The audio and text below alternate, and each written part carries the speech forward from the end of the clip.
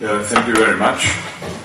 I'm going to give a contribution to what Klaus Offe called the mythology of the European city. So I'm starting with the idea of the European city, and then we'll be looking at socio-spatial changes in Berlin and the consequences for certain groups in the city who lose, that's the main argument, by socio-spatial changes lose access to, or my example will be education. I could discuss this in various fields, cultural affairs, for example, or social services, or health, or consumption, or leisure, parks, sports facilities, and so on. So education is just an example. European cities are not communities, as was mentioned before, but are collective actors. This is the core of the myth of the European city, that the inhabitants, the citizens, form a unit that can politically act.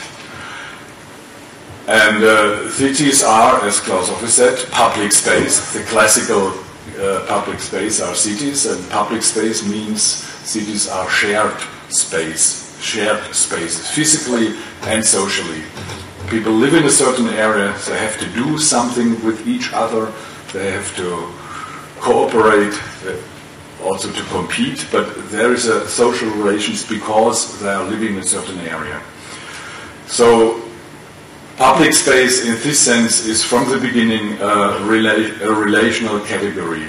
What is going on one side of the city, as for example in the Hafen city, has consequences in other areas of the cities. So there is not one public space, or there are more public spaces, but the public space of the city as the city is a relational space. Cities are, as mentioned before, are public spaces, and that's my basic starting point. If cities are regarded as public spaces, we have to take into account that urban space is always structured space. There is always some sort of segregation, voluntary segregation by those who can afford to have a choice, to make a choice, to separate themselves. In all cities all over the world, the most segregated, most separated groups are the most rich people in a city.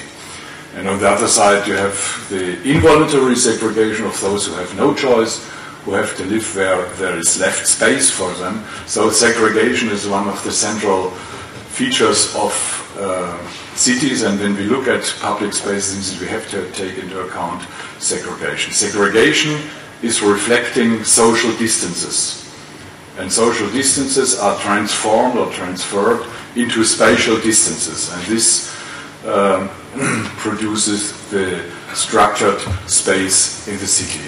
In this process of transformation of social distances into spatial distances, spaces of exclusion emerge. Those who are involuntarily restricted to certain areas are excluded, to a certain extent excluded. That's our most important empirical question. How far space does contribute to social exclusion? The tendencies in big cities, at least in Europe, but also I think in American cities, are that we have a growing inequality of incomes in cities. This is often showed proof in the last years. We have a growing ethnic heterogeneity. This is the impact of migration flows since 30, 40 years. The social ethnic composition of the urban population is changing. We have not a dismantling of the welfare state, but we have lower social transfers, so the situation of those who are dependent on welfare transfers is more precarious in many cases than it was before. And we have, that's the fourth point to add here, deregulation and privatization of the housing sector. That means, and especially in Germany, this is obvious because of the declining shares of what is called social housing. Social housing means housing that is provided for households with a lower income, with a special eligibility document. And this gives, if social housing is distributed all over the city, it gives access to households with lower income in all urban spaces. So social housing is one of the main instruments to fight segregation, and the share of social housing in our city is declining every day because of the end of the support of social housing in the 90s, and there is nearly no new construction now.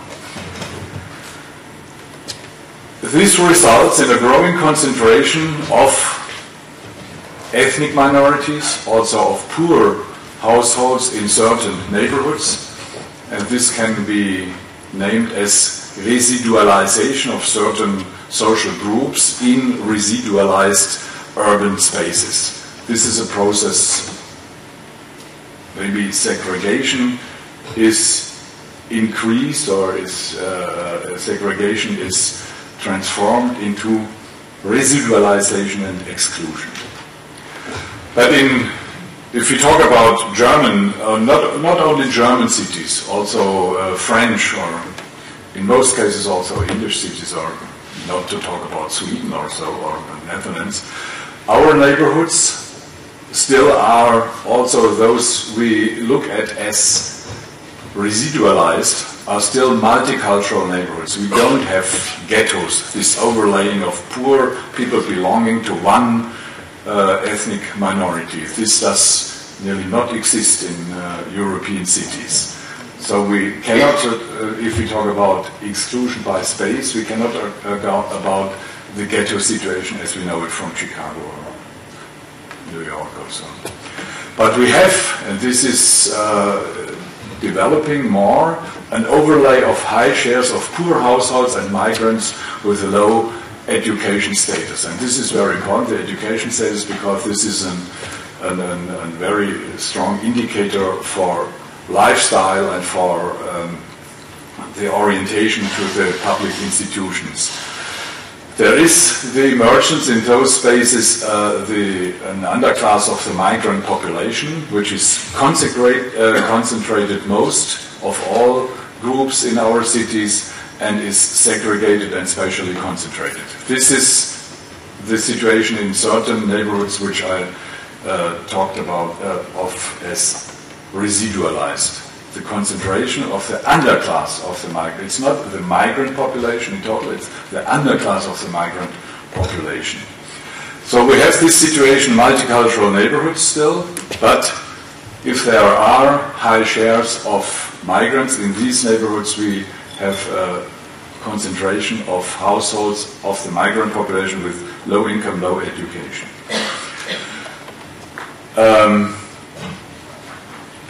Just to show that the segregation or the concentration, for example, of Turks in Berlin is not as high as it is often approached in the public discussion. If we take 30% of the Turkish population in Berlin and look where they live, then you see they are concentrated north and south of the inner city. This is Wedding, for example, and Tiergarten and Kreuzberg and Neukölln. But these are the highest concentration of Turks, and they include only 30% of all Turks. This is the argument that we cannot talk about what is called parallel societies or ghettos or so. We have still multicultural neighborhoods. These are the areas where you have the shares of foreigners, young foreigners in the age of below 18, and as a share of all below 18 years, and you see this is much more distributed. Segregation of these groups is not increasing, and the more migrants we have, the more the distribution is not increasing segregation. It's dissemination what is the consequence. But you see, and this is what I want to show you, if you look at these two charts, the highest concentration of young foreigners you find in Wedding, but also in these southern districts of the south of the inner city. And unemployment is concentrated also in these areas. This is what I said before, the overlay of social problems, and where you have high shares of unemployment, you have also high shares of long-term unemployment. That's a real social problem if this is concentrated. And this is in the northern and southern parts of the inner ring within the S-Bahn system. If we have now, as I tried to show, the still multicultural situation in these neighborhoods with relatively high shares of ethnic minorities, and those minorities mostly concentrated who have a low income and low educational level, then we must ask, or we try to observe what is going on in these neighborhoods with respect to the traditional European city idea of living together, heterogeneous groups living together in spatial proximity. This is the case of urbanity or urbanism or Urbanität. How to translate it in English is always in question. Urbanity means the coexistence of heterogeneous ethnic cultural groups in spatial proximity. Inequality in social terms, inequality in cultural terms, inequality in ethnic terms. The base for the coexistence of these heterogeneous groups, as Georg Simmel has described it, is anonymity, is mutual disinterest, is the inner distance towards your neighbor, towards people you meet in your neighborhood. The basis of urbanity is not formation of community, it's the formation of an urban way of life. We have in a spatial proximity a low level of social interaction on the base of spatial proximity. Spatial proximity is not creating social interaction, but you can live side by side without interaction. And this is the basic idea of the mixed neighborhood of urban situation. This is the urban way of life. This coexistence of heterogeneous groups in spatial proximity is possible if people can, as it was told before, if people can live with mutual disinterest. They do not disturb each other. But this way of evasion is not possible anymore if people go together to school. And this was in the 1920s in Germany, but not only in Germany, introduced the catchment areas, which the intention of the catchment areas for schools was to bring the heterogeneous population, or to reflect the heterogeneous population of the mixed neighborhoods also in schools. The schools should lead to the situations that different groups, different social groups and so learn together in schools. This is the basic idea of the catchment areas. There you cannot evade the stranger, you cannot evade the people who live next to your door but you don't like. Higher segregation of migrant students in schools, that's what we can observe, then of segregation of migrants in the neighborhood. This means that if you have, say, 30, 40, 50% of shares of a migrant population in the neighborhood, in the school, you have a concentration of migrant students of 80, 90, in some cases of 100%. So the segregation of students in schools is much higher than the residential population. This is especially so in the inner city, densely built up neighborhoods, because there is, because of the density of the population, a higher concentration of public infrastructure, and so people have more choices than in suburban areas or so. which are segregated in another way. The high concentration of students with a non-German mother language in certain schools has consequences. And I just want to show you that we have in these areas, which you could observe on the maps before, in the areas where you have still a multicultural mix of the residential population. In some schools you have these shares of 96, 89, 91 students with a non-German mother language. This is a result of middle-class strategies coping with the situation of a culturally, socially mixed neighborhood. For their children in schools, they want to avoid this situation. You can say it's a strategy of protection against some sort of infection, with expected if your children have daily coexistence or co-education with children of different backgrounds, mostly of lower educational, of households with a low education background or so.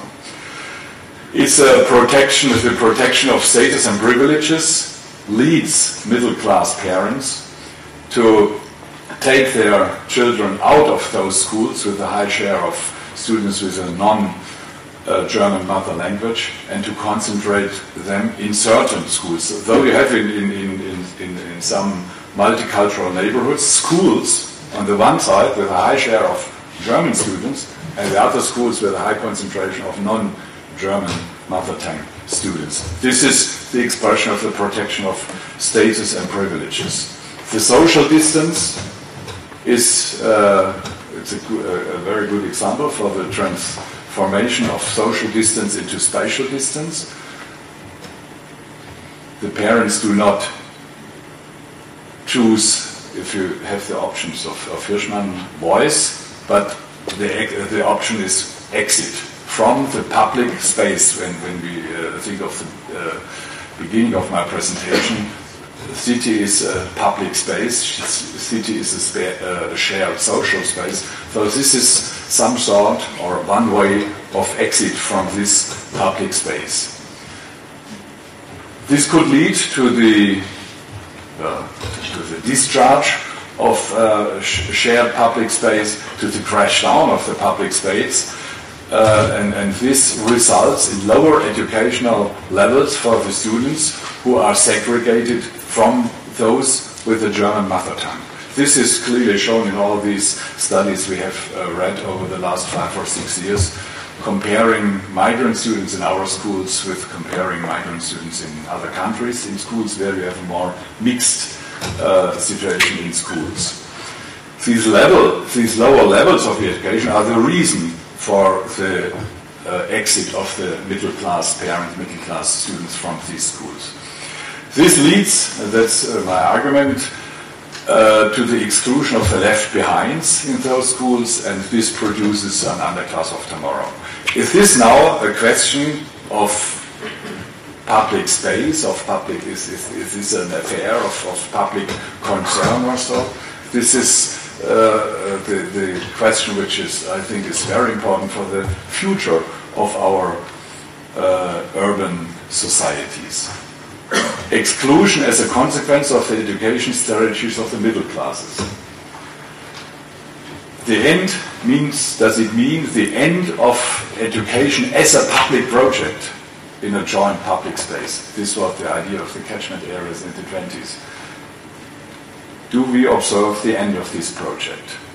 I think this is a problem which you find in many cities, and I can just mention some examples, strategies in different states, how they try to change, how they try to cope with this situation. In France, for example, there is a very strong approach since 2 or 3 years to desegregate population, especially in the banlieue, to turn down big houses and to create new social housing in other cities. So this is a very strong spatial, physical approach to attack this problem of social segregation of public space. In Netherlands, we have a similar approach. That means that people with low education, people with low income, are not allowed to move into certain areas in the city where you have already high concentration of such households. This is the approach is to organize the distribution of people with low income, those who are viewed as having some infection for the middle classes, to distribute them all over the city. It's not clear how this strategy works. In Germany, we have a program, a national program called The Social Cities, which is not trying to redistribute the population, which is trying to improve the situation on site, so to improve living conditions, to improve opportunities on the labor markets, to improve education, and it's open how far this approach works. A very different approach to the situation can we see in the United States. There's was an experiment over 10 years called Moving to Opportunity, MTO, where in 5 cities, people who live in a distressed area or a declining area have got the offer to move out of this area and to move to another neighborhood where the conditions for example, for education in the schools, the conditions on the labor market and so on would be better. So they take out people from a context which is seen as a disadvantage for the development of their life opportunities. These are all 4 strategies, more or less, and this would be very interesting to compare how it works and what are the basic assumptions underlying these different strategies. But all are area-based. All are, in a certain sense, concerned with space, concerned with structured space. And they all, to a certain extent, try changes in the space as distribution for social problems. And that's in the end the question, can this work and how will this work? I think this will not work. It's not a very effective strategy. Shared physical space is not shared social space. This is what I tried to show at the beginning. Social space can be fragmented while you live together in a shared physical space. So these are very different issues and they need different approaches. Is it possible if, as I tried to show, as it is going on today in big cities with this growing residualization of certain spaces, is it possible to reconstruct the public space, which is now fragmented by social strategies, on a non-spatial level? That's what I think is necessary. Is there a perspective to develop or to rely on some sense of belonging, say on a local level? Is there some base of a local solidarity, a moment of solidarity because you belong to a certain city? This would be the myth of the European city, of the tradition of the European city, that the citizens form, the citizens are the city. They are not clients. They are not just inhabitants, they are citizens. And this should, and this would, and this is the question, I think, which is very important for the future of our cities. Is there still a sense of local solidarity, which can be a base for local strategies to fight these social fragmentations I have tried to show you? The public spirit. A public spirit is a necessity or a necessary condition for access. Access is not only a spatial problem. For sure, reachability of institutions, that's a spatial problem. But as I have shown you, you can these social fragmentations not fight or not change with spatial solutions. A public spirit is a necessary condition for access in the field of education, but this can be shown in other fields too. And this is, so a public spirit, a necessary condition for a just, some sort of a just city, or at least a fair city. And this should be the main concern when we talk about public spaces, when we talk about cities as public spaces. The public space of cities has, the traditional idea of the public space in cities has certain preconditions. Social distances must not go too far. If they go too far, you will have social fragmentation and also distanciation and segregation. Shared physical public space will become socially fragmented, as I tried to show, and create social exclusion. This could be showed with many other examples, as I mentioned, for cultural activities, social networks, neighborhoods, sports, and so on. If social positions, social status is dependent of social and cultural capital accumulated in social interactions, then public space is transformed in segmented spaces. And political communication, a discourse, is needed to re-establish a common public space at another level, not at this neighborhood level. It is no longer the pure fact of social mix in a neighborhood that produces a shared social space. Exclusion and spatial proximity do not exclude each other. The integrating effects of the urban fabric must be established consciously and intentionally. Thank you very much for your attention.